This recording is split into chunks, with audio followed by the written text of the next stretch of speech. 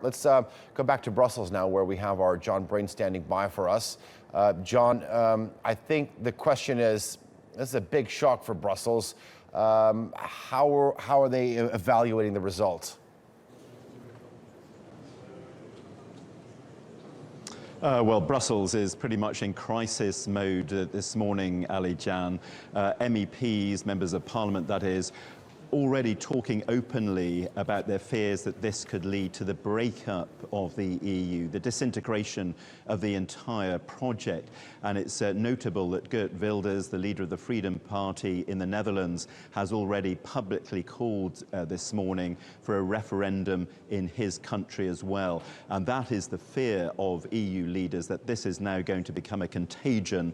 Euroscepticism is on the rise across the continent, and there are going to be further calls in further member states for referenda and greater pressure to leave the European Union. So a big test now for EU leaders. They'll be meeting here in an hour or two's time to discuss their initial response to this crisis.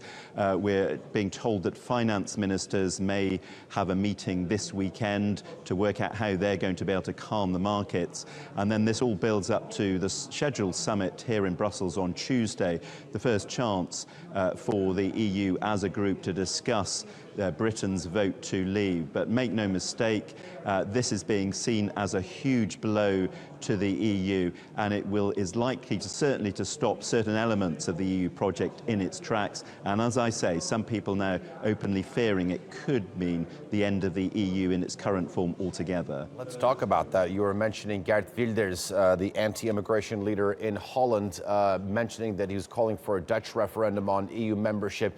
This could very well lead to a domino effect. How dangerous of a moment is this for the future of the Union? It's a critical moment. It's not just in the Netherlands. If you look at recent polling, 2 out of every 3 voters in France who were questioned recently said that they didn't approve of the EU. There's an election there next year. Marine Le Pen, the National Front leader, has already said that central to her campaign will be her call for France to leave the EU as well. Bear in mind, France is one of the core countries, a country which has always been relied on as a bedrock of the European Union. You've then got other countries, the Central and Eastern European countries, who are already their governments already very dubious about the benefits they're receiving from being in the EU. Hungary is going to have a referendum in September about the EU's refugee policy.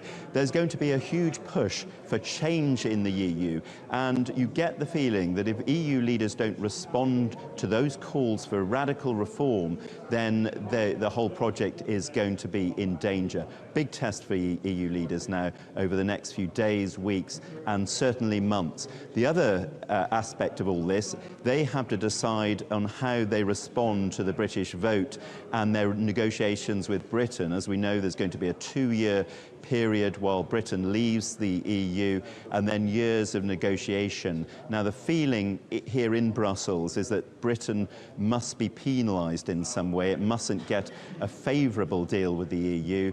As the German foreign minister said, you're either in or you're out. And clearly they want to send a message to other countries that you can't be a part-time member of the EU. They obviously want to send out that message to dissuade other countries to hold referendums and to dissuade them to leave altogether as well. John, just one note before we leave you. We were talking about Le Pen and the far-right National Front in France has just come out with a statement saying that the European Union is increasingly, quote, anti-democratic and brutal. So some words to watch out for. Thank you, Jon Brain from Brussels.